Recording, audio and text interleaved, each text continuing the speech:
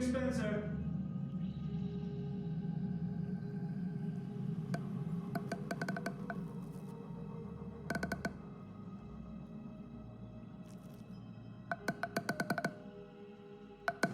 Oh my god.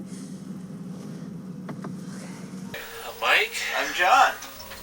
And welcome to Juicebox. Yep.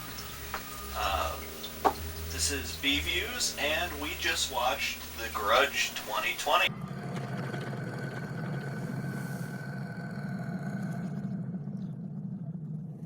Yes. This absolute pile.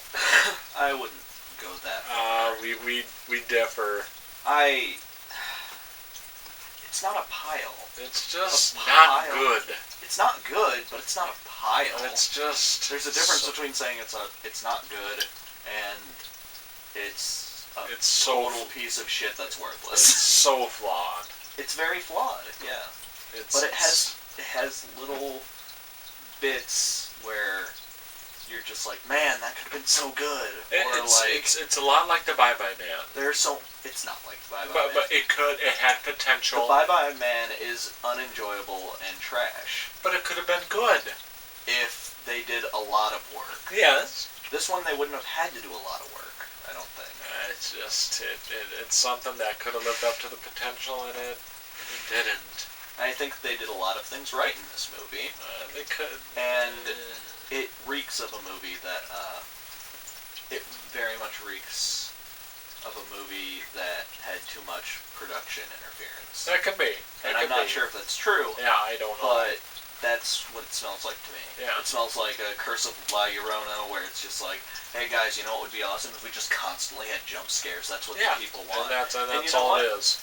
And you know what the sad thing is that it's true. This movie was in our theater for 2 weeks, and it made a shit ton of money, apparently. Right. This movie, I think, doubled its budget. Well.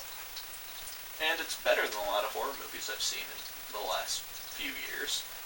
Yeah, I don't know about that, but I mean, it's something that it almost kind of screams like The Predator with Shane Black, where it's like, you know, like you said, it could have been production, it could have been just a studio saying, this is not good enough, redo it with something that we like, we prefer. Because there are so many parts where the direction is really good. Yeah. Hello?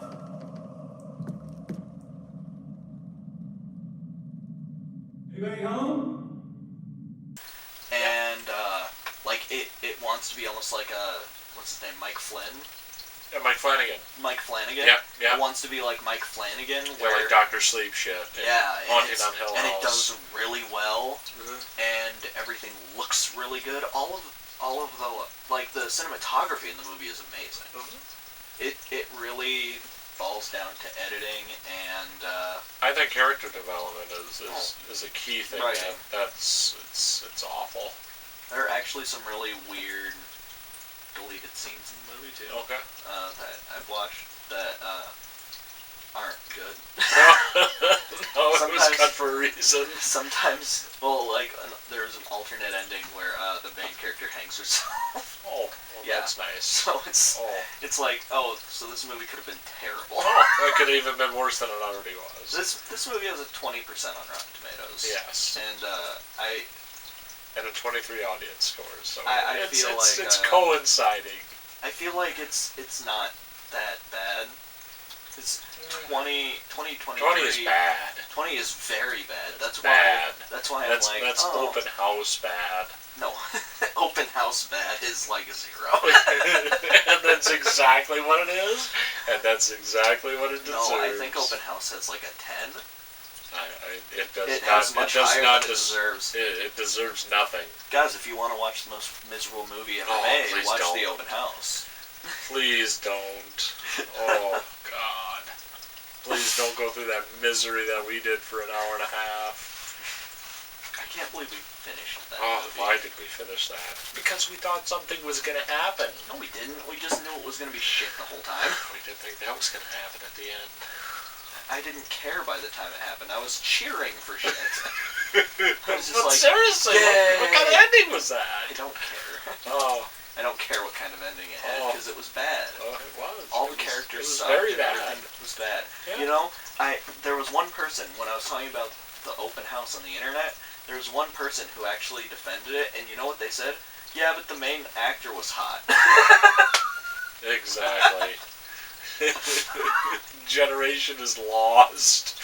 That generation is lost. And they didn't even, like, it had a question mark after. Yeah. So there you go. There's your argument. That's the only argument you'll ever coincide with Open House. So anyway, go watch Open House. Don't.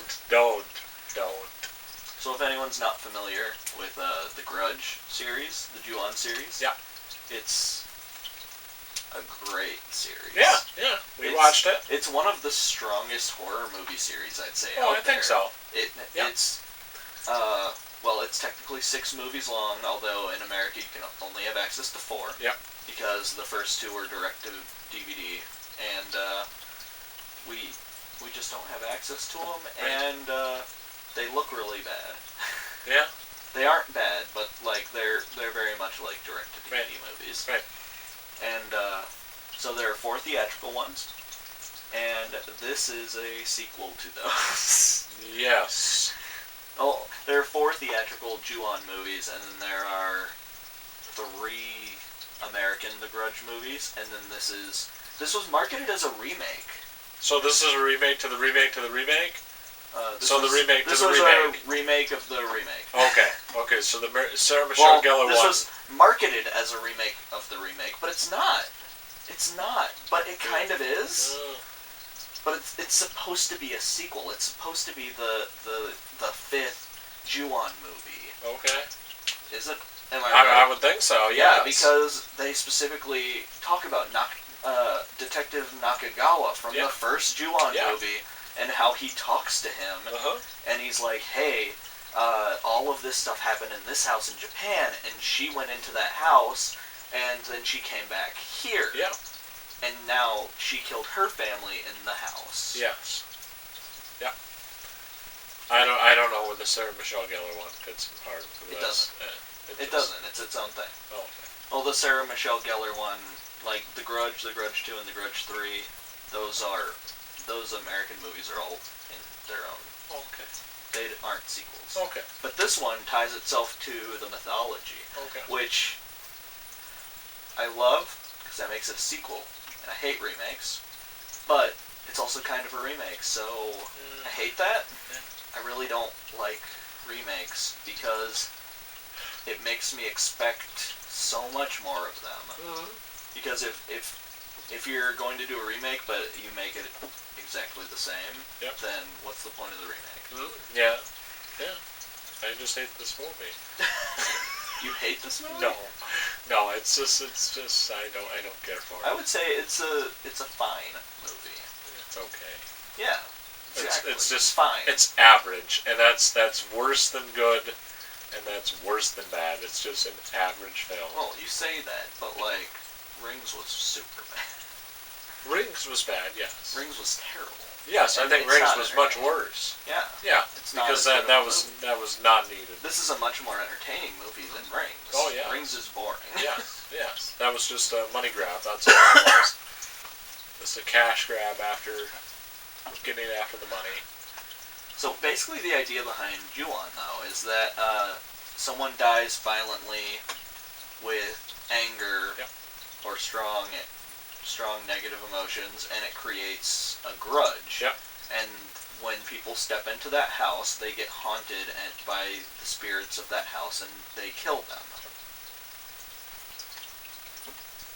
And this movie has a really weird take on it. It does. Because it seems like the ghosts make other people kill people. Yeah.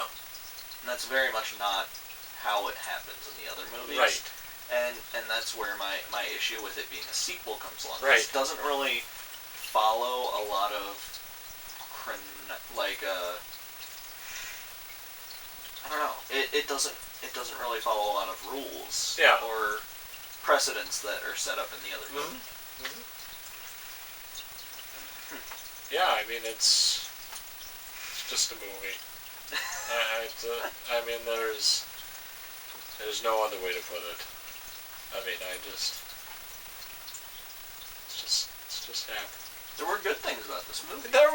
There's actually some good jump scares. There were a lot of good jump scares in it. Yeah. You good? Yeah.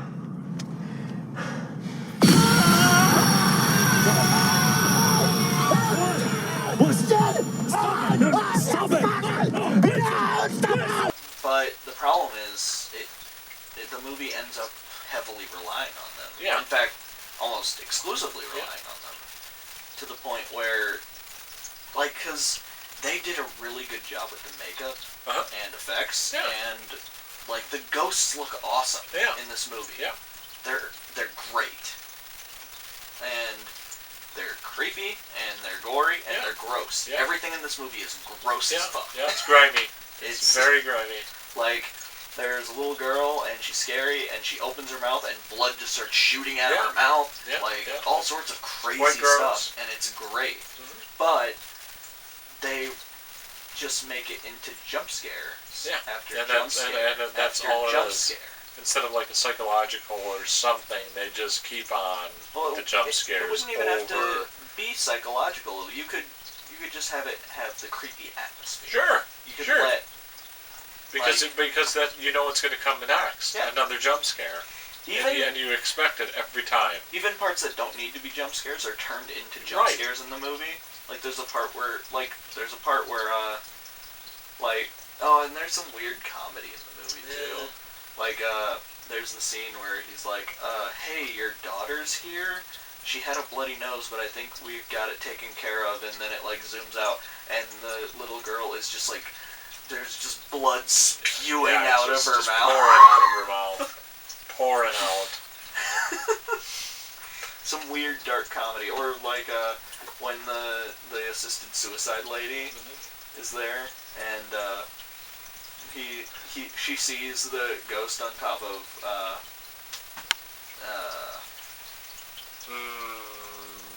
what's her name? Shay. Yes. Yeah. Yes. She plays Elise in Yes. Insidious. Yep. And the teacher in Nightmare on Elm Street. Lynn Shay. Yep, Lynn Shay. Yep. And like she sees a ghost on top of her and she freaks out, and then the guy's like he gives like this speech about how we purposely moved to this house because it's haunted and like she's on her way out, and I was just hoping that like maybe if we live here, it seems like the boundaries between the worlds is thinner here. So it gives me hope that after she's gone, like she'll still be around, and like this long monologue about how him and his wife want to be together, and she like has this sweet look on her face, and then like it just hard cuts to her zipping up her bag to leave. Yeah. Time to go. Bye. And there are moments like that where I'm like, this is great. Yeah. Some of the characters have intelligence. Mm-hmm. Yeah, to get the fuck out. There are this movie could be fun if it was edited in a different way, maybe. It does a lot of time jumps. And this is my second time watching it, and I didn't think it was confusing this time when I watched it at all. If you watch it for the first time, you're wondering where in the hell are you? You're literally. That's how you felt? Oh yeah. Right. I mean, because you're in 4 different timelines. Yeah.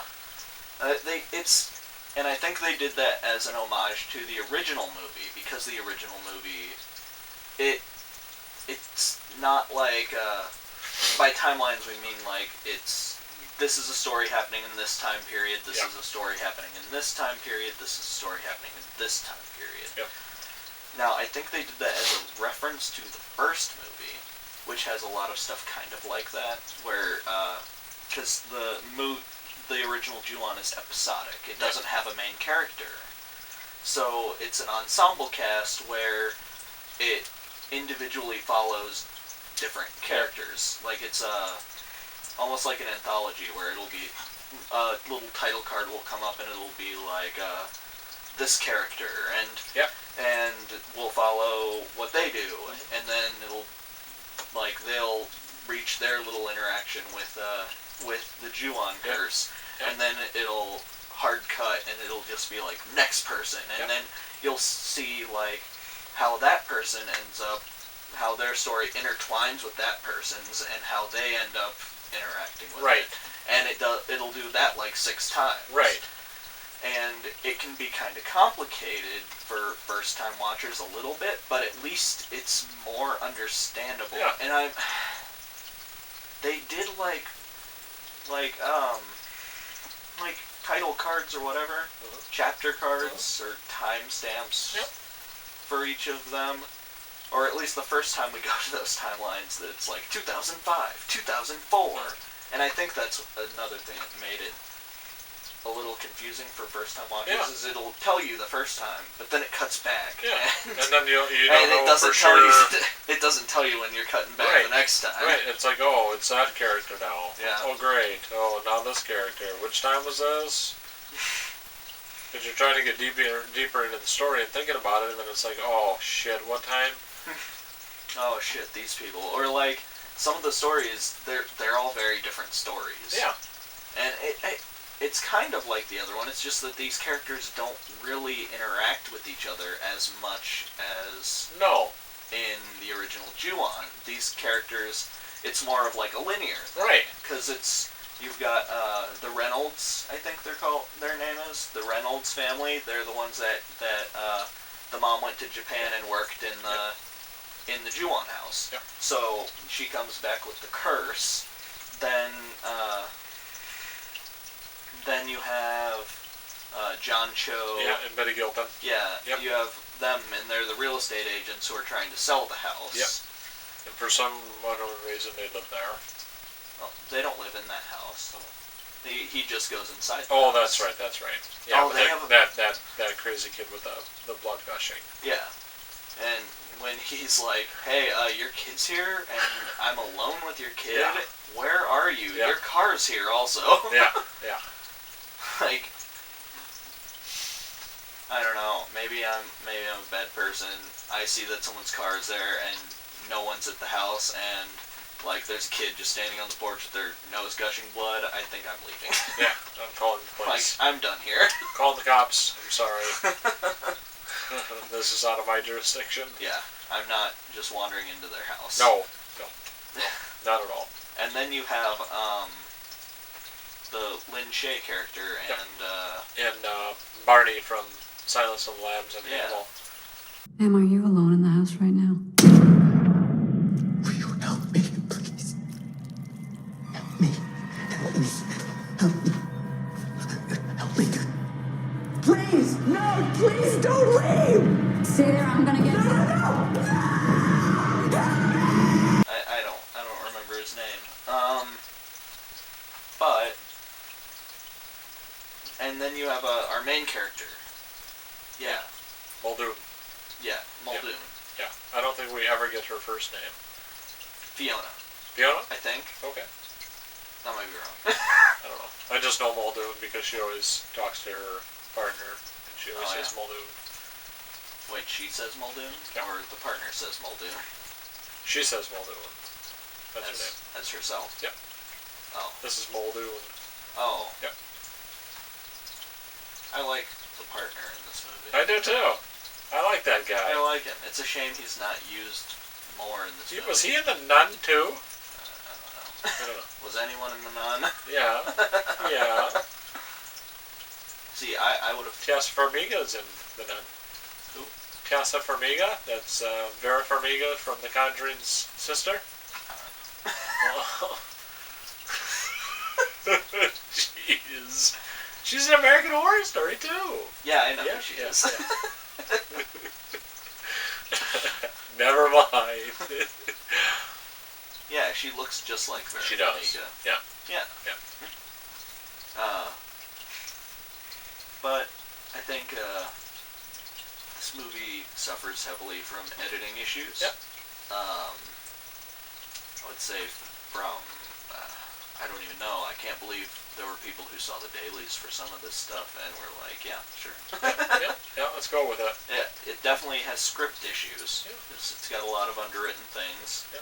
And there are a lot of really good parts that aren't followed through properly. I'd say there's some good parts. I'd say there are plenty. There are plenty of good parts enough to actually expand it into a decent film. Or at least a decent sequel to Ju-on. Yeah. Potential. But they didn't live up to it. With all their goddamn jump scares and nothing other than that. Well, I don't have an issue with jump scares. It's just you need. It's just a cheap way to get a scare. Well, it doesn't build up like Mike Flanagan. It doesn't build up a character to say, oh, this character will experience this and will get scared by this, will do this, and how they mesh with anybody else. Jump scares aren't the issue. The issue is unbuilt. Like when a jump scare isn't built up properly, you have to have that build up to the jump scare, and the jump scare is like the final release of the fright. You have to have that psychological build up to the jump scare. That's why Curse of La Llorona isn't an effective movie, because it's just jump scare after jump scare after jump scare after jump scare. So like you might get the first jump scare might get you, but everyone after that it's just exhausting, and you're like, why is this happening? And you're like, oh wait, here's one. Yeah, it's coming. Oh, there it is. There it is. Touchdown. Because I remember we were doing that when we watched Curse of La Llorona. I was just like, man, this is like a really fun story. It's a shame that like there's nothing scary about it, because like they just keep using jump scares. Same thing over and over and over again. Like a jump scare, like I think the best example was the one you gave was Mike Flanagan. That jump scare in the car. Yes. In Haunting of Hill House. The best one ever. It's a great jump scare. It's built up over several episodes even. Yeah. And it's built up because there's so much tension. It has meaning in the tension of the scene. Yeah. And it's intertwined with everything that's going on. Yeah. So it makes perfect sense, and it's the perfect point to actually just get the biggest reaction out of the audience. Right. That doesn't happen in this movie. No. This movie is not an onslaught of jump scares like Curse of La Llorona. There's really nothing. I have never seen anything like that movie. I would love to talk about it at some point, because that movie is... You're going to make me watch that pile again? I've been meaning to watch it again, just because my gosh. That... there's just something about that movie where it's just like, man, what happened? Yeah. Like, someone watched this and was like, man, that's scary, I guess. Or was someone just like, yeah, this is a product, just get it out. How much did it cost? $2 million? Yeah, please get it out of here. We can easily make 6 off this. Go. Just slap the Was that a Blumhouse? Of course it was. Blumhouse produces everything. That's the only reason they would make money. Yeah. Blumhouse has a really weird, they have a really successful business model where they just produce every movie, and every once in a while... Why did they miss this one? This one wasn't a Blumhouse. I don't think it was. No, it was a Ghost House. Yeah. So the B movie of Jason Blumhouse. Oh please, Blumhouse is... I know. Almost everything that Blumhouse releases is shit. No. Forever. Hey, Mama was released by Blumhouse. Sinister was released by Blumhouse, and that's early. Yeah, but think about all the other movies around that time period that were released by Blumhouse. It's like they get 1 in like 50 movies that are good. but some of them are just... Watch any of the Blumhouse movies on Hulu. Watch any of the other Blumhouse movies from that decade. We'll have to invest. We'll have to hunt down all the Blumhouse movies. Yes. Because I swear to God, they've produced at least 10,000 in the last 10 years. That's a lot. That's a lot of movies.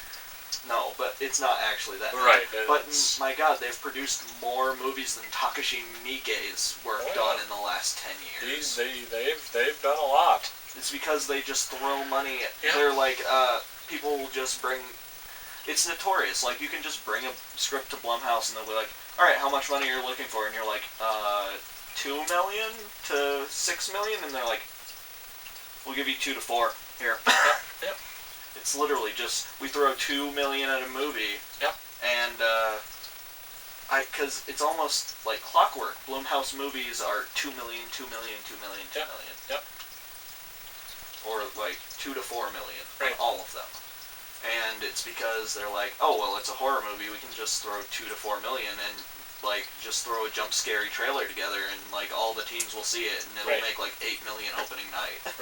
Right. No one will see it after the first 2 weeks, of but course not. we'll make up all of our money, Yeah. like, in the beginning before everyone's like, oh, this is shit. Yeah, pretty much. Fantasy Island, that was a Blumhouse, I think. Was it? I think so. Actually, no, I think that was marketed as Blumhouse's Fantasy Island. Okay. Alright. Yeah, but this movie. I just wish could have been better. It's a fine movie that's disappointing. Yeah. And I think It's that's more of what makes us think of I think that's more of why it has the 20%. Is it has so much potential. Whether you're watching it and you're like, oh man, this is cool, that's a really good idea. Yeah. Well, how could they expand on that? They could expand on that really well. Yeah. And they just don't. Yeah, it's a typical case of coulda, woulda, shoulda. Yeah. Yeah, that's what this movie is. But It's better than Bye Bye Man, though. yeah, coulda, like I said, that scene with the opening scene with the guy going across, with a shotgun. And don't even include those young-ass kids and that stupid-ass fucking dorm or whatever, that house. Just for the jump scares, once again.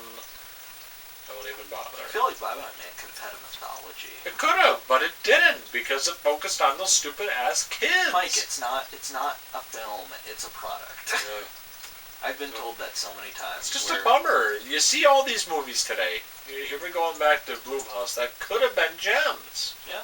And it's just the horrorness of the writing, literally horror, because it's so bad. Yeah, and I'd actually it just carves it up. I really would be fascinated to learn whether or not, like, how much production was involved, like how much the producers were involved in this movie, because it's just so much. Right, and that's the thing you of really a never producer learn. thing to be like, you know what the kids want? The kids want the jump scares. Right. See. And that's all they want. It's Uh-huh. just jump scares. So just throw a bunch of jump scares in there, Right. and they're like, all right, I guess Yeah. they'll just throw these jump scares in, Uh-huh. because that's what it felt like. Yeah. Like, because like they have the jump scare where they have, well, it's not a jump scare immediately. Like the camera follows her and she's doing something, and then like she does something and there's something right behind her. And then she turns around and then it's like, bah! And like, it's literally just like she turns around and we already know it's there, and it just like opens its mouth and screams. Right. Yeah. He wanted to kill me.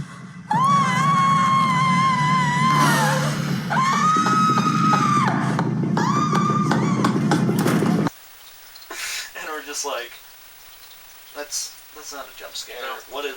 Or that's a jump scare, but like, why? Why is it there? What's the point? What are you doing? Yep. Yep. We just had a jump scare not too long ago. Yeah. And there's another one. And another one. Oh wait, here comes another one. But it isn't as bad as Law. There is one that I liked a lot, and that's the one when he's hiding in the closet. Oh I yeah, like that that one wasn't The bad. one where Yep. I like it because it's weird, because like we talk about teleporting monsters and Yep. stuff, and this is one where we actually see the monster teleport into the closet, because he's sitting there and we see her appear and then go at him. Yeah. And I loved Yeah, it. that was cool. Yeah. Yeah.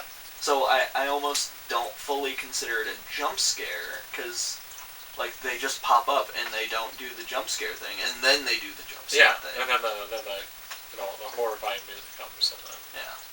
I think we need to retire certain Oh. scores from horror Oh. movies. It's just the same shit.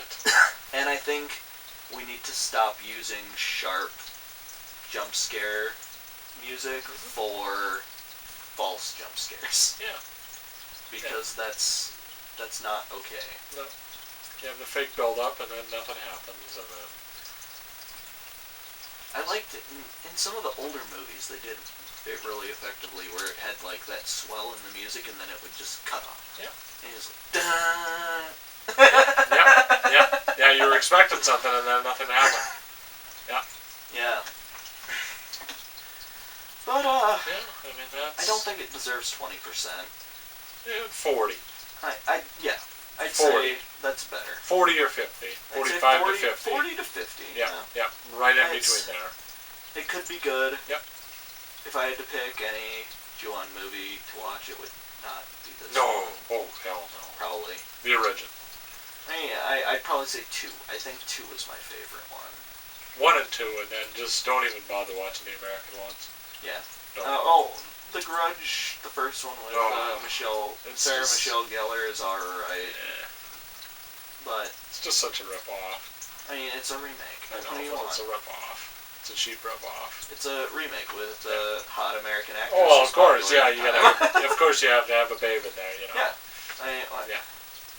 You have to, and it's an American movie, so you have to have a main character. Yeah, of course. Isn't Bill Paxton in that movie? Or Bill Pullman? I don't know. Oh, I haven't seen it. I saw that opening night when I was a young kid, and I haven't seen it since. It's been a while since I watched that one, too. We should probably watch that at some point, huh? You know what I want to watch? The Grudge 3. You know what I want to watch? A movie that's written perfectly, that captures a jump scare emotionally, psychologically, physically, is Hereditary. Where it just builds and builds and builds. The tension, the misery. Yeah. The director should take some points from Ari Aster. Ari Aster is a very... Mike Flanagan and Ari Aster, are you kidding me? And Jordan Peele, we're in a legendary time right now. What about, what's his name? The other one, the one that Steven did Spielberg? The Lighthouse. Although I'm the only one in our group who likes The Lighthouse. Yeah, he did the Vavitch too. Yeah, the Vavitch. What the hell's his name? I don't remember. remember. He's good though. Yeah. I like him. He kind of reminds me of the guy who did The Ritual too. He's so meticulous as a director, and I love it. I hate the English. If If the English was more. I need to rewatch The Witch because I hated it the first time. Oh, I hated that like, movie.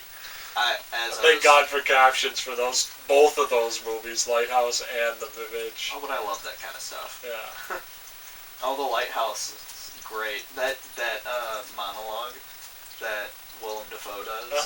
Willem Dafoe's great. Yeah. Willem Dafoe is a He is. treasure. He's great. From Appleton. Yep. That dude's a treasure. Yeah. Man, that's how weird this movie was. That we're comparing it to movies that are much better. Yeah, well, I'm just saying, if you want to learn how to make a good movie, you take your time, you don't listen to the fucking producers, and there you go. It's different though. Like, if you're working for, I guess, Ghost House or Blumhouse or something, you don't have the choice whether or not to listen to work for the A24. Sam Raimi produced this movie, and you know what? I actually see his production in it. I think he might have been an active producer in it, because I think that's where a lot of, like, the ghost design came from, where he was like, you know what would be cool, though, is if they looked like this, and it looked like something out of the Evil Dead remake. Yeah. That I just pieced it together, because I was just like, I swear I've seen special effects like this before, and I'm like, damn it, it's Drag Me to Hell and Evil Dead. Yeah, because that just exactly reminded me of Drag Me to Hell. Yep. Oh, okay. It looks like when the old woman is like bleeding out of her mouth and stuff, and that's bleeding out of her eye. Yeah. That's exactly what the blood and the type of gore that it looked like. Yeah. Shame on Sam Raimi for producing such a piece of crap. What the hell, man? I don't know. I feel like... What the hell, man? That fucking write it again. Here we go again. Sam Raimi produced a lot of good stuff. I know, but this is that one. I think this could have been one. It could have been. Coulda, woulda, shoulda. You know what? Sam Raimi could have directed this well. No, maybe not. I don't think anyone could have directed don't this touch script. it. Don't touch it. Don't even touch it if you're Sam Raimi. And I know he wouldn't. He wouldn't touch it. That's why he produced it. Yeah, he's basically an assistant producer, I bet. Yeah, he may be a producer. He was billed as first producer. There were 3 producers on this of movie, course. He was on the back. He's like, alright, I'll create your creatures. But leave me alone. I feel like Sam Raimi isn't like a Steven Spielberg as a producer, because I feel like Steven Spielberg will just slap his name on things and he'll be like, I don't even need to go on set. Just do whatever you want. Yeah. J.A. Abrams, fine, whatever. Yeah. J.J. Abrams, I think, has the same approach where he just doesn't care. No. I think J.J. Abrams doesn't care about anything, though. No, probably not. No, he does. He cares about money. That's what he cares about. He slaps his name on big fucking movies like that Gem Rise of Skywalker. Oh, I think that The Force Awakens. I think the Rise of Skywalker might be the worst movie I've seen in the last year and a half. In the last 12 months. Oh my god. This is so much worse. This movie we watched tonight was so much worse. No, it was not. You're out of your mind. Oh. It was worse than Rise of Skywalker. Oh. Rise of Skywalker isn't even a movie, Mike. Come on. Come on. It doesn't... It ended the trilogy. It's done. Did it? It's done. It's finally done. That horrible trilogy is finally done. It ended the trilogy in the sense that we put something into theater and put 9 on it. Yeah. Just get done with it. Please, move on to something else. They could have just recorded just like spaceship explosions in space and then just put Star Wars 9. I hope it's good. just thrown it into theaters. Yeah, it would have made $800 billion. And they're like, look at how great our film is. That's the end. Oh wait, that's exactly what happened. Yeah, it's almost as bad as the Game of Thrones ending.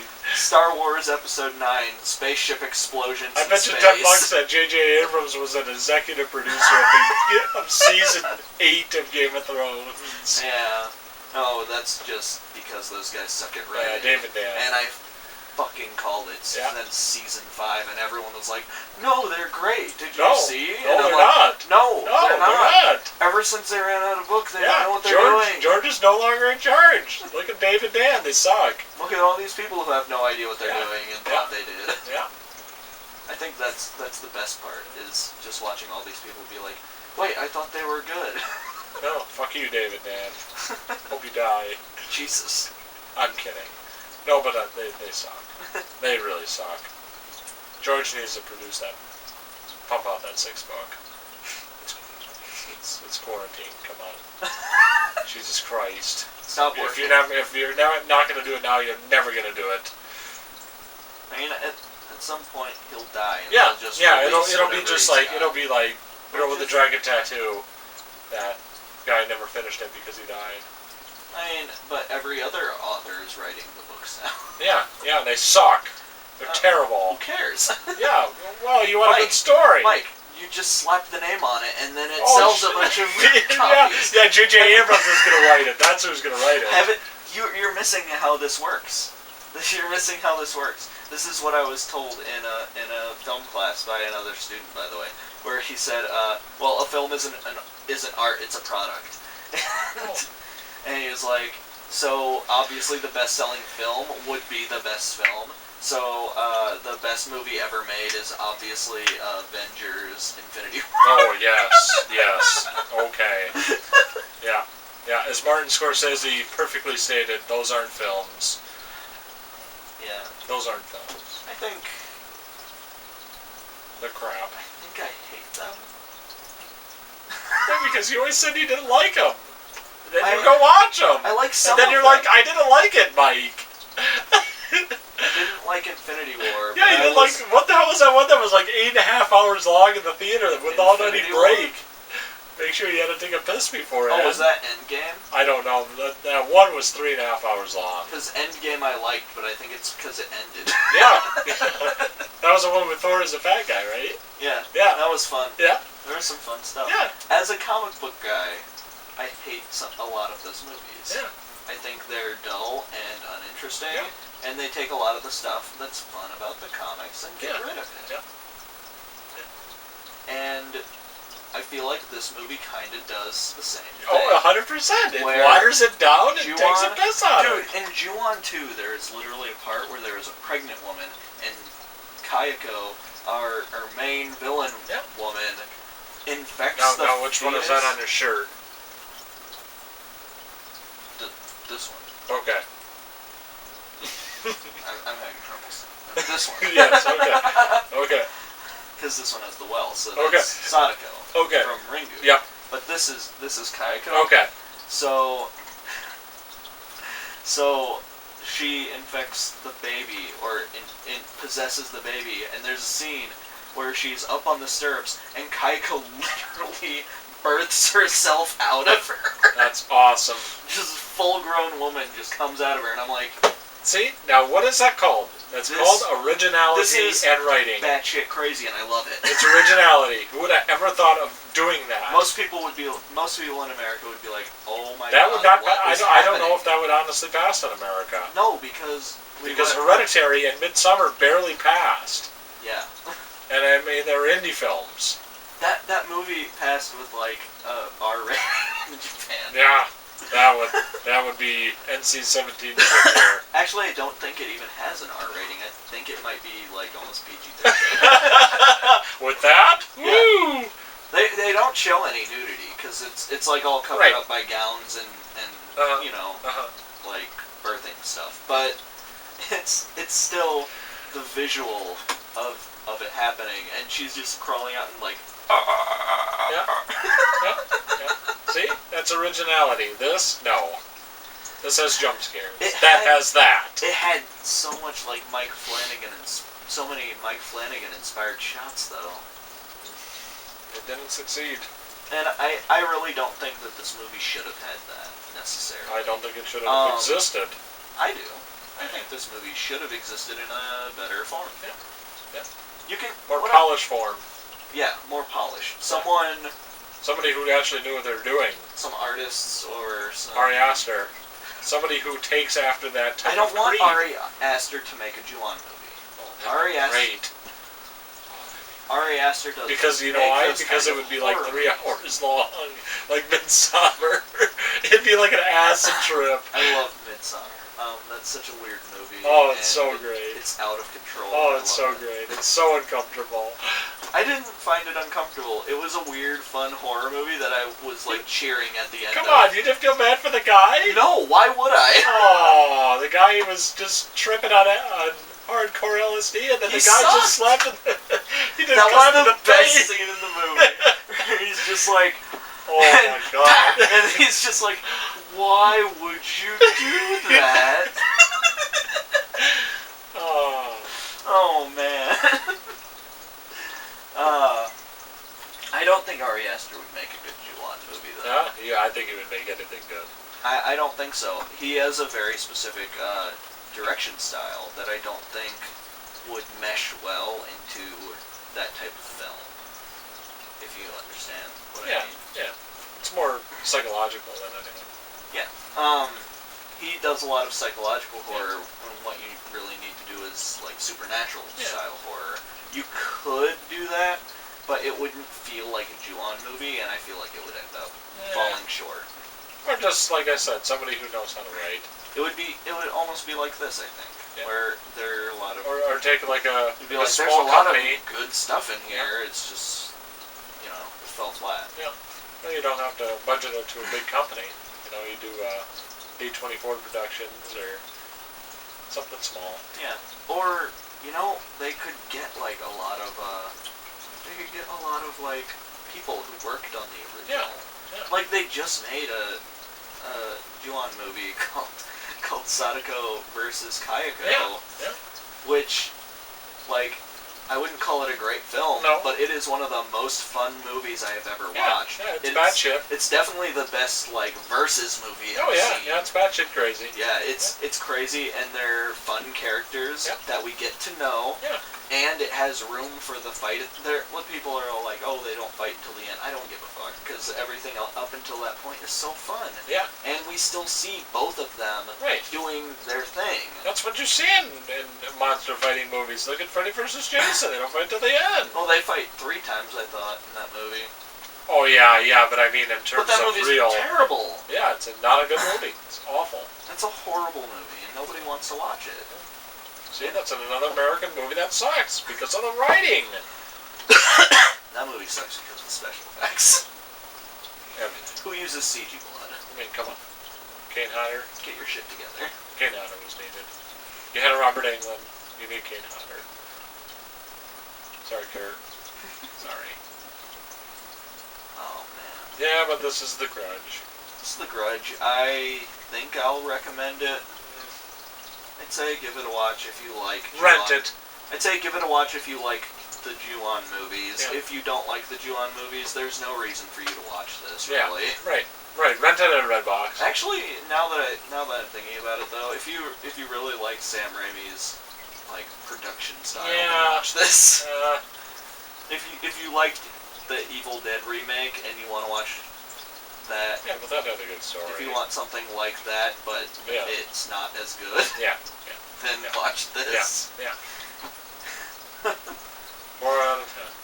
I don't know about a number, but I'd say I'd recommend it for those specific people. Redbox. Don't buy it.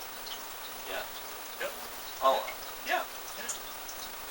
Yeah, but this is B-Views. We're Psycho Juicebox. Yeah. Keep coming back. Yeah. Stay safe. Stay healthy. Yeah. Bye. All right. Take care. Mommy's gonna be okay. We're both gonna be okay. And I love you so much. So much. I'm going to school, Mom.